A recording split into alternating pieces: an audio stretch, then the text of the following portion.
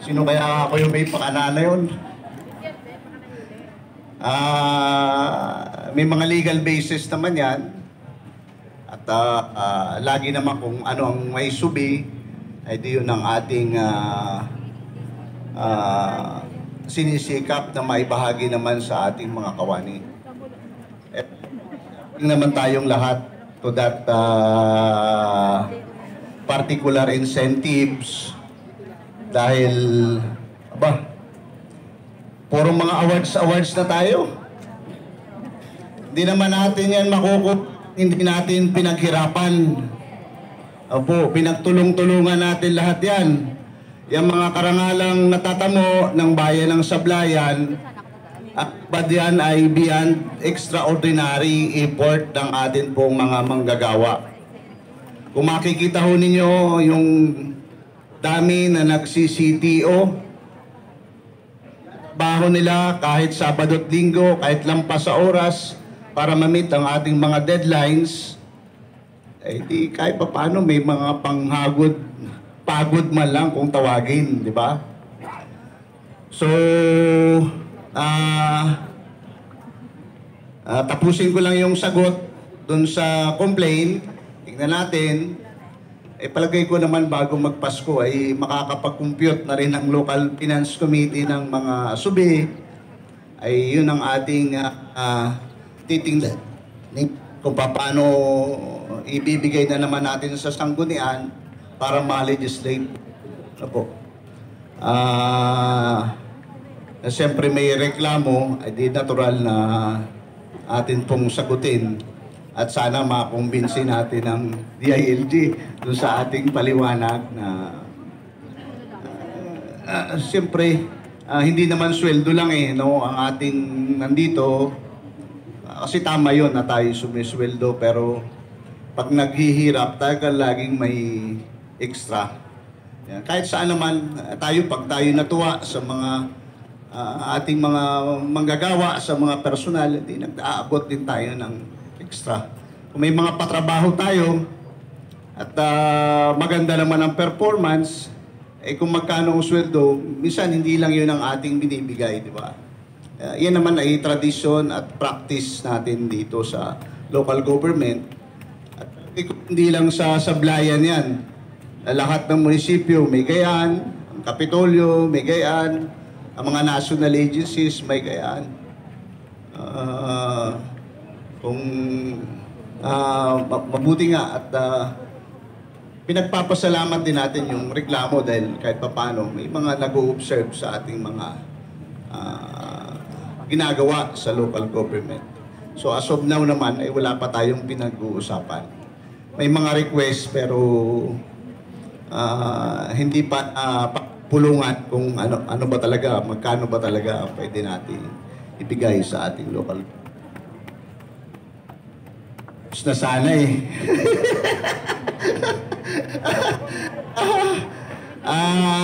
sabi ko ngayon sana yon biglang may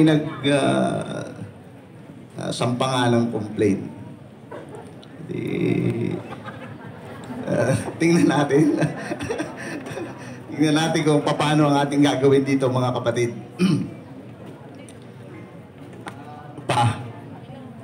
Banggit na kanina yung mga awards, no? Kay Sir Artis na pagsisikap at yung buong team ay Gawad Kalasag, beyond compliant ulit ang Sablayan. So, DLG, meron ng announcement ang DILG. Bakit itong ating microphone mukhang bonus at ayaw ng budo. Kahapon, yung aming microphone sa activity, di pa ingaw-ingaw din. Dahil nagtitipid sa kuryente. May activity rito kahapon. Talagang lahat kami ay bagnas, pawis. Mga confirmation ng mga yung honoris causa sa humanities. Dito ginawa kahapon. Pero sobrang tipid naman natin. Wala na palang aircon dun sa Siburan Hall. Kaya Lahat kami bagnas pawis kahapon. Sabi ko para tayong nasa lapit-lapit na sa purgatorio. Tumagal pa yung activity. Lahat kami ay doon ay pwede nang pagian ng mga damit. Siguro mga ilan yan sa mga dapat iayos, no? Yung Seal of Good Local Governance, officially na i-announce na ng DILG. So, sa Occidental Mindoro, ay di, sino pa ba? Sablayan, Occidental Mindoro, at ang province of Occidental Mindoro. Yan. So, back to back, meron pa rin tayo sa tourism, diba, Sir Tony? Yung ating traditional na Dugoy Festival, kaya talaga hindi dapat mawala eh. Talagang dapat mapatampok ay kinilala naman bilang isa sa mga awardee sa national, yung ating Dugoy Festival. Kasi in-entry natin yan.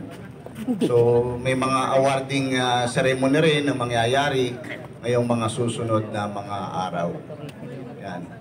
So yung buong hanggang third week ng December ay medyo masinsin ang ating mga trabaho. Hati-hati na tayo sa iba't ibang mga obligasyon. Bakit ba nilalagay yung sa Disyembre, kinakarga lahat ng trabaho, no? Ganun talaga siguro. Yung national agencies, ganun din. Yung mga nasa local government, ganun din. Palagay ko mag-strategize ang ating munisipyo dito. Yan. Yung di sila nagda-download ng mga pera. Yung hindi nila kayang ubusin doon para magkaroon ng pagbubuntunan ng CC, dina-download nila sa local government. At sabi nila kay local government, pag umabot ang January nang hindi nyo na-implement yan, mananagot kayo. Kaya laki na ang problema namin. May mga galing sa iba't na may advice. O gusto mo ng pera, ikaw mag-implement. Oo, pag sabi mong oo, download sa'yo, pero sa ilang araw, i-liquidate mo na. Sabi ko mag-strategy puro tayo, alang-alamang tumanggi tayo sa bigay. Yan. May mga nagtatawa, galing sa ganito, bibigyan kami yun ng 500,000, bibigyan ng 1 million. Pero kailangan, ngayong taon na to, ay maliquidate. Meron ding mga timbre na mga tinatanggihan ng ibang probinsya. Eh ngayon, kung sasaluhin natin yon, ay sakit naman ang ulo natin kung paano gagawin doon. Pero kung meron tayong strategy, yan siguro ang pag-uusapan ng mga hepe ng departamento. Ready ang pangalan. Karamihan yung mga yung sa Department of Social Welfare and Development. Mga assistants na hindi maubos-ubos ay gusto nilang at the end of the taon ay walang pera na hawak sila. Kasi bad, pag hindi mo naubos ang kwarta, no? Bad. Kailangan talaga ubos. Hindi tayo makabigyan ng mas malaki kung yung binigay sa atin ay hindi natin kayang ubusin. Yun, ganoon ang nangyayari. So, strategize natin yan. Tong seal naman na hawak ng sablayan ngayon, pinakamataas na parangal yan sa buong mga parangal na binibigay sa mga LGUs, yung Seal of Good Local Governance. At ngayon, matagal din na hindi natin nahawakan yan. Parang last term pa ng ating mahal na gobernador ng ating lalawigan. Pero ngayon, ibalik na ulit natin sa poder ng bayan ng Sablayan, yung silyo na yan. So, hindi naman natin bibitawan yan. Tuloy-tuloy na mangyayari yan dito. Although nagkakaroon ng mga modification at calibration sa mga sistema, pero palagay ko ay gamay na nating lahat. Lahat tayo dito may ambag. Wala akong sabihin dito na dahil sa kung kanino. Lahat tayo alam kong nagsikap sa ating maliit o malaking kapasidad ay ito ay lahat ay karangalan natin at ng buong mamamayan ng bayan po ng Sablayan. So, pagka sinumatotal natin ang tamang mga karangalan ng ating bayan, ay yung legislative, meron din pong parangal. So back to legislative at executive. Yan, nakupo na ng bayan ng Sablayan. Congratulations, Vice Mayor Edwin Minto at buong Gunian. So back to back na mga karangalan to. Kaya pwede tayong maglakad ng taas noo dyan, kahit saan dyan. At pag binanggit ang pangalan nating Sablayan ay masasabi nila, Sablayan, awardee. Diba? Palagi ko isasama natin to doon sa ating brochure ng ating sa tourism. Pwede nating sabihin na hindi lang tayo magagandang lugar. Magaganda rin ang ating performance na pwedeng i-benchmark ng ibang bayan dito sa ating bayan. Tama ang ating pangalawang punong bayan doon. So, isasama natin siya sa talaan ng ating mga may pagmamalaki, yung ating magandang performance. At magandang sabihin na tayo taga-Sablayan, dahil pagka tayo taga-Sablayan, alam nila na i-excel tayo sa lahat ng bagay. At yun ang nakaka-proud sa ganyang mga nakakamit ng ating bayan sa pagtutulungan nating lahat. Kaya ito ay ating inaalay sa lahat ng mamamayan na nagtiwala sa ating paglilingkod. Merry Christmas, magandang umaga po sa ating lahat. Happy New Year po.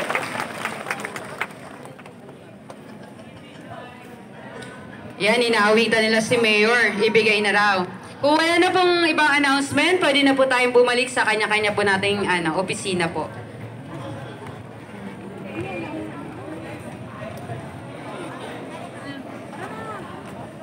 Ito, ibigay mo siya to kay Lian. Mayuran.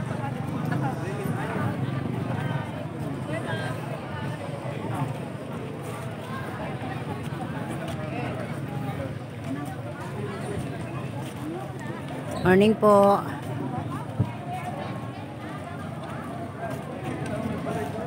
Morning.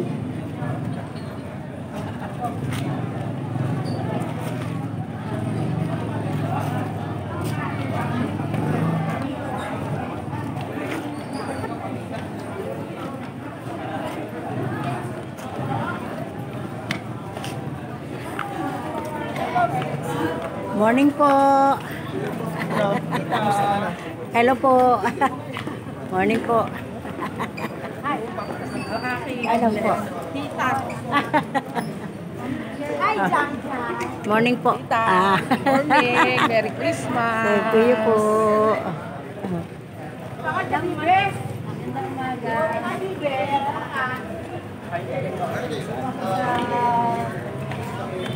Gandang maga po.